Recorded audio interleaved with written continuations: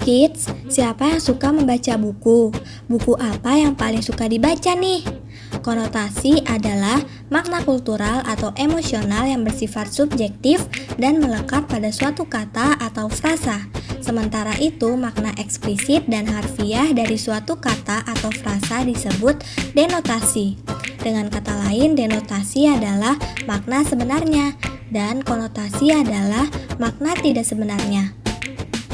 Kedua istilah ini banyak digunakan dalam berbagai karya sastra, filsafat, dan linguistik.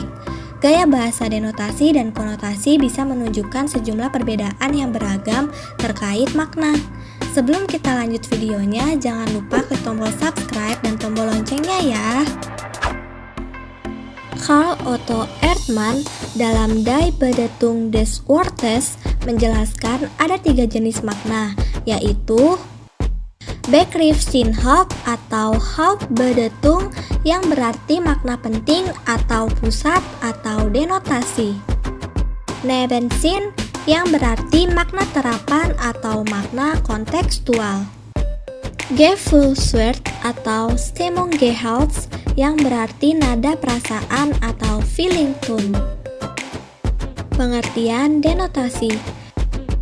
Denotasi adalah makna kata secara harafiah atau makna sebenarnya dari suatu kata. Denotasi merupakan kelompok kata yang ditunjukkan secara jelas-jelas dan bersifat objektif. Dilansir dari situs Leksiko, denotasi adalah arti sebenarnya dari sebuah kata, berbeda dengan perasaan atau ide yang disarankan oleh kata tersebut. Denotasi juga dikenal sebagai makna kognitif, mengacu pada hubungan langsung antara suatu istilah dan objek, ide atau tindakan yang ditunjukkannya. Kesimpulannya, denotasi adalah arti sebenarnya dari suatu kata. Biasanya makna denotasi sesuai dengan yang ada di dalam kamus atau literatur lain. Gak ada unsur makna lain atau makna tersembunyi yang terkandung di dalam denotasi. Kalau suatu kalimat gak punya makna ganda atau gak ambigu, maka kalimat tersebut adalah denotasi. Pengertian konotasi. Menurut KBBI, konotasi adalah kata yang mempunyai makna lain di baliknya atau sesuatu makna yang berkaitan dengan sebuah kata.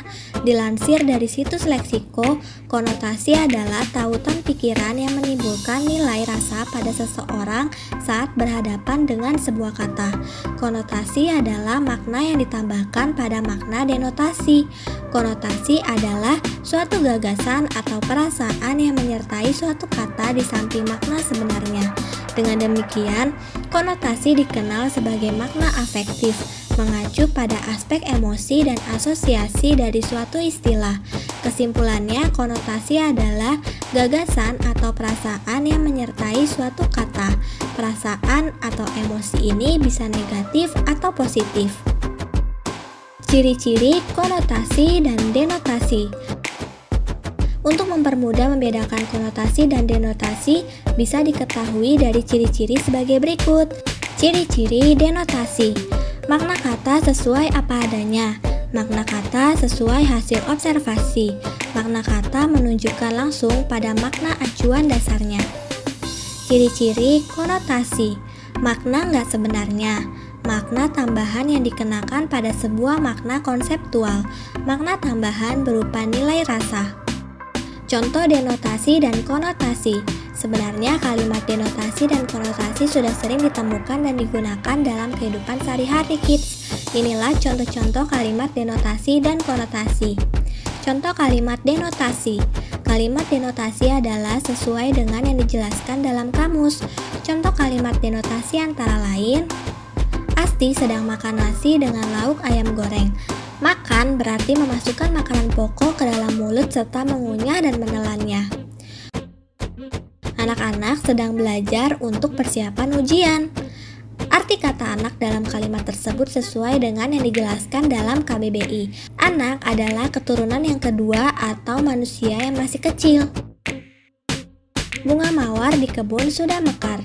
Arti kata mawar dalam kalimat tersebut sesuai dengan kata yang dijelaskan KBBI.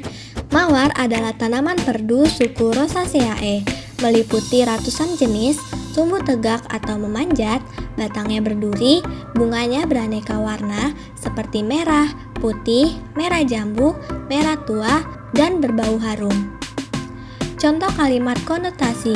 Makna konotasi biasanya akibat dari nilai dan norma yang dipegang masyarakat tertentu, yang juga membuat adanya perbedaan fungsi sosial kata dengan makna yang hampir sama. Contoh kalimat konotasi antara lain, orang tua sudah banyak makan asam garam kehidupan. Kata makan dalam kalimat ini bukan berarti makan asam dan garam sebenarnya, melainkan sudah mendapatkan pengalaman hidup yang baik maupun buruk. Aan tidak disukai teman-temannya karena besar kepala. Ungkapan besar kepala dalam kalimat tersebut bukan kepalanya berukuran besar, melainkan ungkapan yang menunjukkan sifat sombong atau congkak. Nadia mempunyai paras cantik sehingga menjadi bunga desa.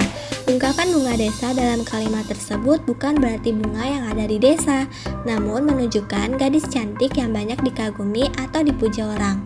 Nah, kids, itu dia pengertian dan contoh dari denotasi dan konotasi. Sampai di sini dulu ya videonya. Jangan lupa like, komen, subscribe, dan share ke teman-teman lainnya ya kids. Bye-bye!